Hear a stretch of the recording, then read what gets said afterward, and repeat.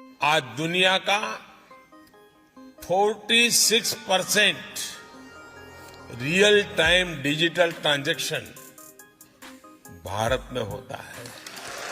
Hello friends, जैसा कि आपने सुना, पूरे दुनिया के total real time digital transaction में से करीब 40% ट्रांजैक्शन अकेले इंडिया में ही होते हैं, जिससे इसने हमारे दैनिक जीवन में होने वाले लेन देन को और भी आसान बना दिया है और इससे हमारे देश की जीडीपी में भी इसका ग्रोथ देखने को मिला है। ये सब केवल यूपीआई के आने से ही संभव हो पाया है, क्योंकि यूपीआई के पहले हम डिजिटल ट्रांजैक्शन अपने डेबिट या क्रेडिट कार्ड के थ्रू करते थे, जिससे हमें हमेशा इन कार्ड्स को कैरी करने की आवश्यकता होती थी। लेकिन जब से एनपीसीआई यानी national payments corporation of India द्वारा यूपीआई लॉन्च किया गया है, तब से हमें इन कार्ड्स को कैरी करने की कोई आवश्यकता नहीं होती है, क्योंकि यूपीआई यूज करने के लिए हमें केवल अपने स्मार्टफोन की आवश्यकता होती है। लेकिन हाल ही में एनपीसीआई द्वारा 123 पे लॉन्च किया गया है, जिससे हम यूपीआई पेमेंट्स अपने कीपैड फोन से भी कर सकते हैं।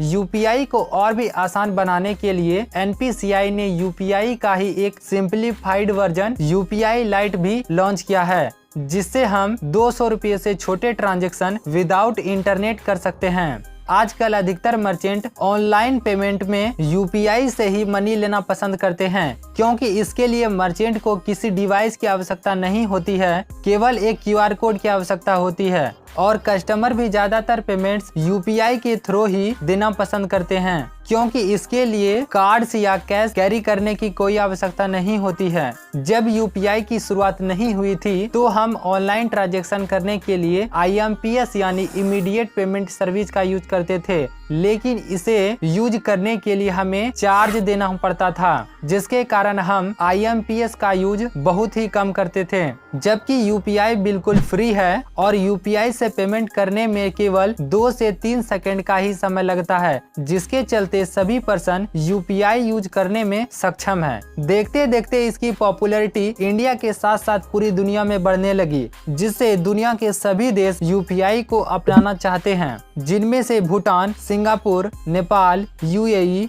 और मॉरिशस के साथ साथ इन सभी देशों ने भी इसे अपना लिया है। फ्रांस ने भी यूपीआई एक्सेप्टेंस के प्रपोजल को एक्सेप्ट कर लिया है और कई देशों से इसके बारे में चर्चा भी की जा रही है। धीरे धीरे यूपीआई सभी देशों में एक्सेप्ट होने लगेगा, जिससे हमें विदेशों में ट्रेवल करने के लिए हमारे इंडियन रुपी को एक्सचेंज करने की कोई आवश्यकता नहीं होगी। लेकिन अमेरिका इससे खुश नहीं है, क्योंकि अमेरिका की कार्ड कंपनी जैसे visa, master card, American express और भी कई कंपनियां हैं, जिसे यूपीआई के आने से परेशानी हो रही है, क्योंकि इन कंपनियों के कार्ड से पेमेंट करने पर ये कंपनियां मर्चेंट से चार्ज लेती थी, जिसे एमडीआर यानी मर्चेंट डिस्काउंट रेट कहते हैं, जो कि अराउंड 2 से 3% होता था।